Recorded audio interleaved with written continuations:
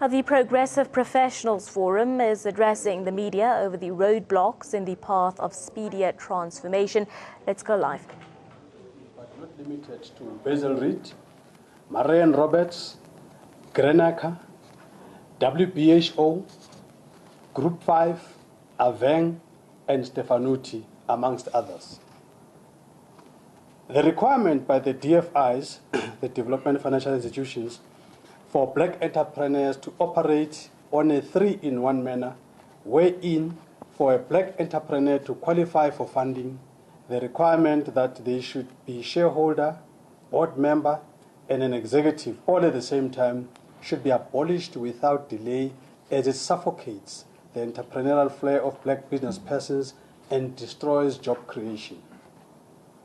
The South African Reserve Bank has been and continues not to serve the interests of the poor, as well as not addressing of apartheid economic segregation as expected, but is obsessed with the protection of white monopoly interests. PPF is therefore calling on government to immediately review beg your pardon. PPF is therefore calling on government to immediately review the ownership structure of the Reserve Bank with a view to nationalizing it so as to avoid fraudulent acts, as we saw in the CX report implicating ABSA and the South African Reserve Bank.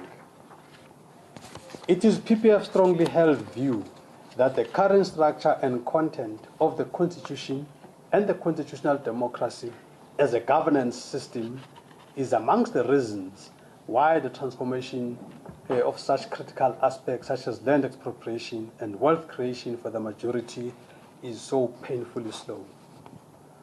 PPF calls on the people of South Africa to rediscuss the pros and cons of parliamentary democracy as an alternative to the current constitutional democracy. The PPF is of the firm view that our forebears had majoritarianism in their construct of freedom, which many died for. The DTI is called upon to use the trumping provision as provided for in the Broad-Based BEE Act to trump the PPFA. PPF is concerned by National Treasury's reluctance to adopt clear policies and programs which ensure speedy economic transformation for the benefit of the previously disadvantaged, particularly the Africans.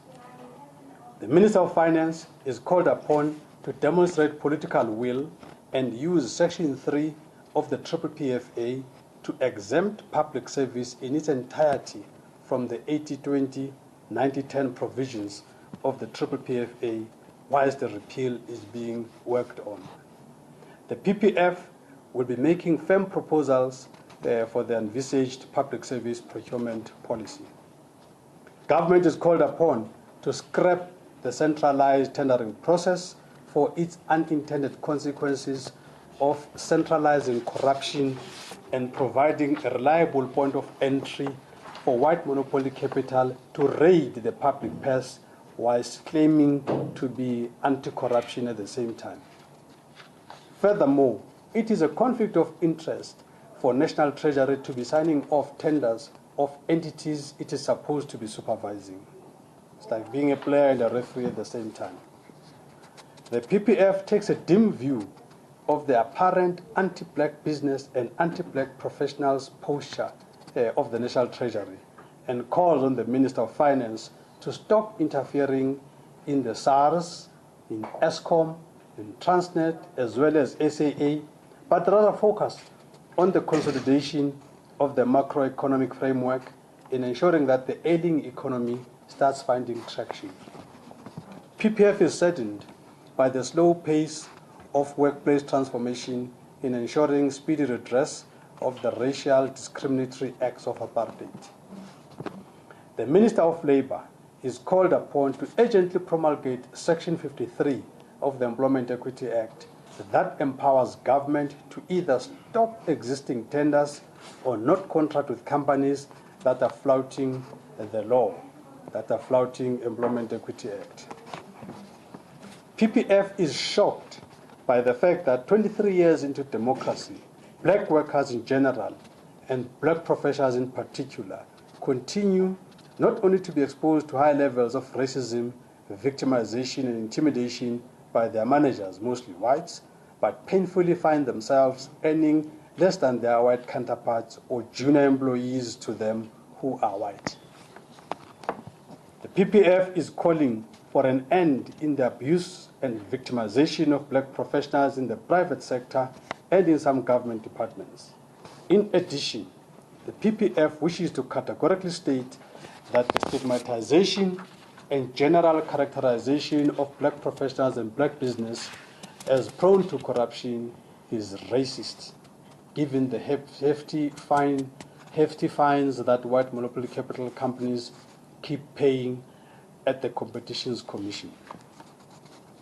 The PPF applauds the exemplary and excellent performance of the acting CEO of Eskom, Mr. Majela Kuku, the SARS Commissioner, Mr. Tom Moyane, and our new public protector, Advocate Mkwebane, and many other black excellencies that are in both government and in parastatals. PPF wishes to continue to call on all institutions and leaders to follow suit on Eskom's stance on black economic empowerment.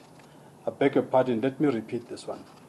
PPF will continue to call on all other institutions, particularly state-owned enterprises and leaders in the public service, to follow suit on Eskom's stance on black economic empowerment by demanding 51% black ownership as a primary condition to do business with government. PPF views FICA, the FICA bill, as an instrument by some elements within National Treasury and white monopoly capital banks to undermine the security cluster and create their own nefarious mechanisms and system to destroy black people who are seen as a threat to white monopoly capital. We argue that the ANC will in fact be the biggest victim given its proximity to the so-called PIPs. Parliament of South Africa is called upon to scrap the entire FICA bill and deal with matters thereto in line with how other countries like the US, the UK, and Germany have dealt with compliance of the FATF requirements. The PPF has learned without shock, but with great disappointment, the media reports on the leaked public protector report that ABSA is implicated in a multi-billion rand claim by the Reserve Bank and calls for the full mighty of the law to be seen to be done, including ABSA having to pay back all the billions, including interest stolen fraudulently, as per the CX report. PPF views the CIDB Act as unnecessary and illogical, and it continues to discriminate small and emerging black construction companies and businesses for the benefit of the huge corporates, which are and remain a white monopoly. PPF is calling for a review of the CIDB Act to ensure that the Act is structured to be more inclusive of black business whilst achieving the same quality of work. It is now indisputable that all forms of legislation and programs have failed dismally to fast-track the transformation of mines into the hands of the majority as envisaged by the Freedom Charter. Therefore, PPF is calling on the Minister of Minerals for the speedy transformation in the mining industry that will result in black people owning more than 50% equity in that sector. The PPF has also noted the biased and anti-transformation narrative peddled by mainstream white monopoly capital media and calls on the state to establish its own print media and other media such as state magazines that will tell South Africans the truth about the challenges and successes of this country. As part of Uniting Africans, the PPF will also be establishing stronger linkages with the African diaspora initiatives. We trust that for us as PPF, these resolutions will inform the posture of PPF for public input into the forthcoming ANC conference. Thank you very much.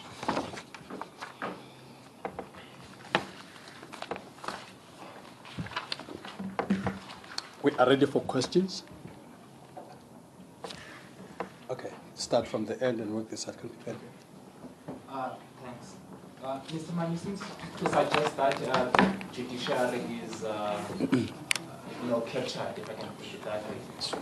Would you venture to say that it is counter-revolutionary, and why do you feel that they have now become the populace in this democracy?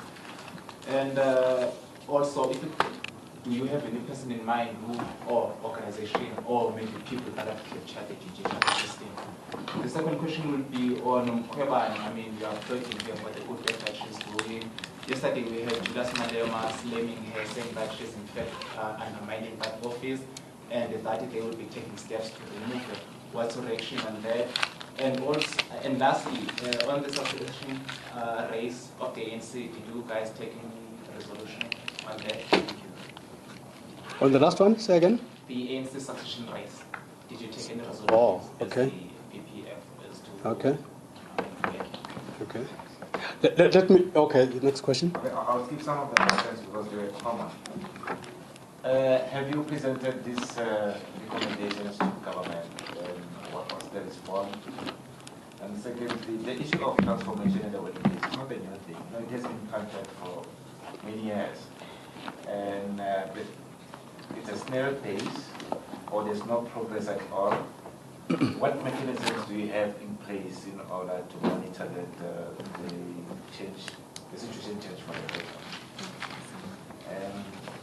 And why, in terms of the Western rating agencies and calling for the proposed rating agency, are you saying that because of the latest scam where I think it was S&P or Fitch, which was slammed by the National Authority of the U.S. for failing to give a broad prospect before the collapse of the financial meltdown in 2007?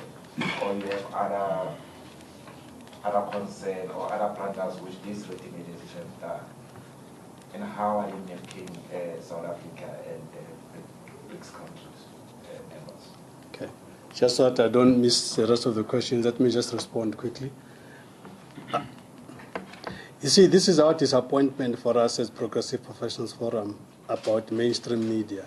We come here and we say to you that we have a problem with the courts being used as the parliament. You then rephrase the thing, you put it in your own sensational format. You talk about a reactionary judiciary, you talk about captured judiciary, words that we did not use.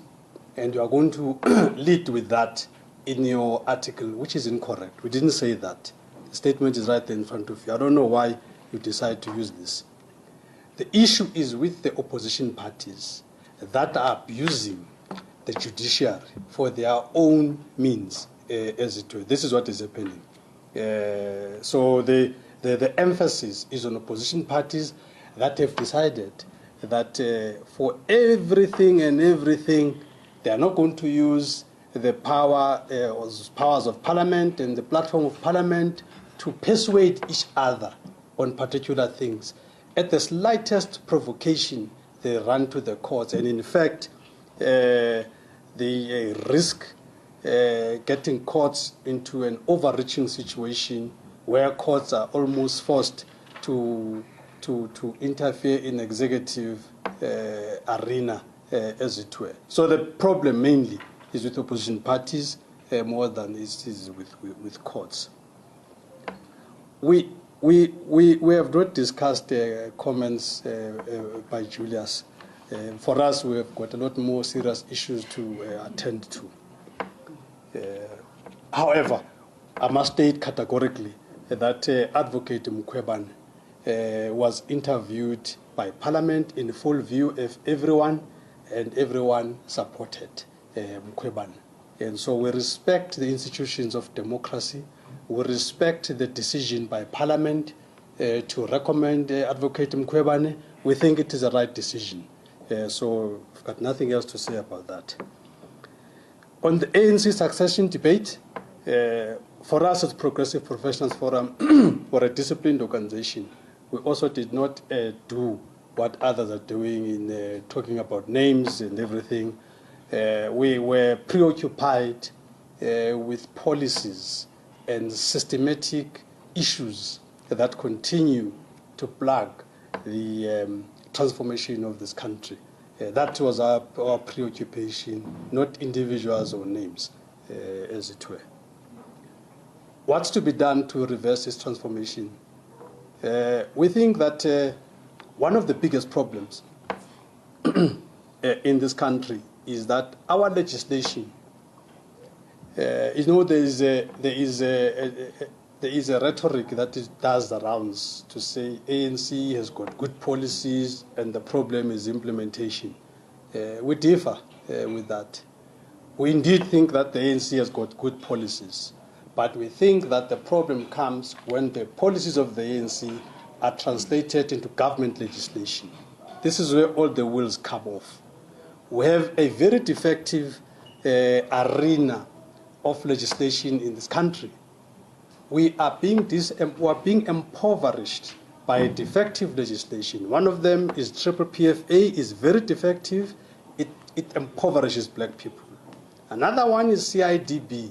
CIDB ensures that established construction firms don't have to do anything, and it is structured such that the emerging black contractors don't get an opportunity to participate in the economy.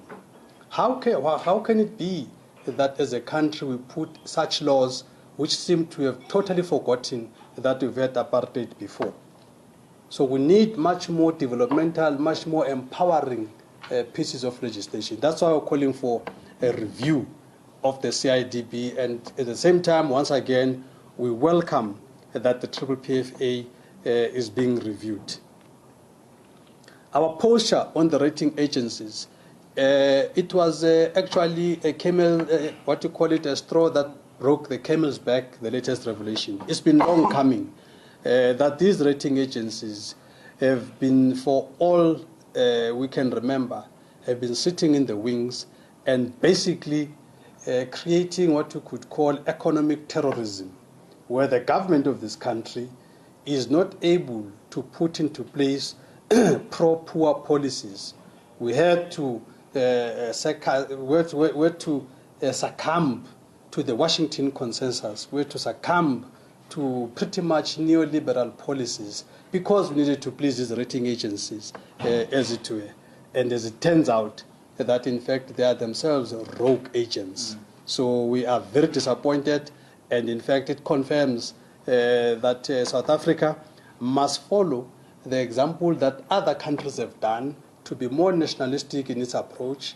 The US recent elections have taught us that even Americans are looking at Americans first and other people later. The Brexit project was also about the people of the UK saying it's the UK first and then the world. Why is it that South Africa has a problem taking South Africa first? Why is it that South Africa is not scared of the South Africans but is more scared of the rating agencies? We have a problem with that posture. And we're saying we as South Africans must enjoy a center priority in government as it does its things. We can't be an appendage of what works after you've fulfilled the interests of white monopoly capital and rating agencies. When you say South Africa must follow what others have done, you're saying by imposing a fine like what you have seen the US government or authorities doing with the SMP? No, I'm saying can do that as well. We in fact, it must go beyond and just ban them. But what I meant in that instance is to say that is to put South Africa first. And at this point, For us as PPF, we don't think that is the case. We think it is rating agencies' considerations first, and then we follow. This is our problem. We're saying the time has come for us as South Africans, for the poorest of the country, to be at the center of the thinking in government. First and foremost, government should say, what is it that the poor need? And that must inform the next step. Not what is it that is going to make Moody's happy. Not what is it that is going to make white monopoly capital happy. The poorest of the poor must be at the center of the delivery systems of government, must be at the center of the policies of this government. This is our approach. I would venture to say that our fiscal framework is really more towards pleasing the rating agencies, other people, instead of actually being pro-poor, because your fiscal framework should actually be looking at the conditions of your people, and our fiscal framework, therefore, should be much more pro-poor than it is currently. Adrian. Okay. Aldrin Zampier from SABC TV News. Speaking about the failure of the Constitution and the constitutional democracy as well, is the PPF then calling for this country to become a parliamentary democracy, and what's the problem with having a constitutional democracy? Could it be read, or would I be wrong in saying that the PPF is calling on the country to abandon the Constitution? I understand, and I saw that earlier on you spoke about how the Constitution should be amended, and it almost seems as though there's a double whammy here, where you have a part where you say that the Constitution should be amended to let go of unacceptable CODESA concessions that have been made, and then on the other hand, you're calling on a system where it should be a parliamentary democracy instead of a constitutional democracy. Where do these two meet? Yeah, I think it's a very good question. Yeah, look, we don't believe in too much overnight things. It's got to be a process in order to ensure that there is a smooth transition, as it were. But fundamentally, we are saying that there's a book that I've just read, the broader bond, and I've come to a conclusion that, in fact, for us as PPF, having read that book, we've come to a conclusion that, in fact, this constitutional democracy was not, in fact, the idea of the African National Congress, as it were. It's actually the idea of the broader bond. It is a strategy to ensure that the government intervention is somewhat limited. This was the whole strategy. So we're sitting here today with a constitutional democracy that we are all vouching for. But this constitutional democracy is actually at the center of producing the kind of spiraling poverty that we're having in this country, the spiraling inequality, the spiraling unemployment. Yet we've got this constitutional democracy. When the African National Congress in 2007 in Polokwane made all kinds of progressive resolutions, one of them was to ban labor brokers. And when we came back to try and implement that, we found that the Constitution says no. Section 22 of the Constitution of this country gives rights to freedom of trade and all kinds of things, and therefore it would be unconstitutional to ban labor brokers. So in other words, it is unconstitutional to take our people from slavery. It is unconstitutional to take our people from mayhem and abuse. What kind of constitution is this? And therefore, and we're also saying that this constitution purported to be the best in the world. Why is it that not even one country is copying it? Something must give, as it is. So we're saying South Africa must reopen this discussion. There are pros and cons both sides, but we're of the view that to leave this unattended would be irresponsible. So at this point, we are calling for a public discussion, a public debate on the pros and cons of either or. This is where we are at this point. But we are saying the current one has got a lot of issues that for the various amendments, 18 amendments have already been made on this constitution, but those amendments have been largely administrative, have not touched on the core tenets of this constitution, and we're saying the time has come to re-look into that and whether, in fact, we should not move into parliamentary democracy. But for now, as I say, we're calling for a public discussion on that. Does the PPF have a view on what should happen?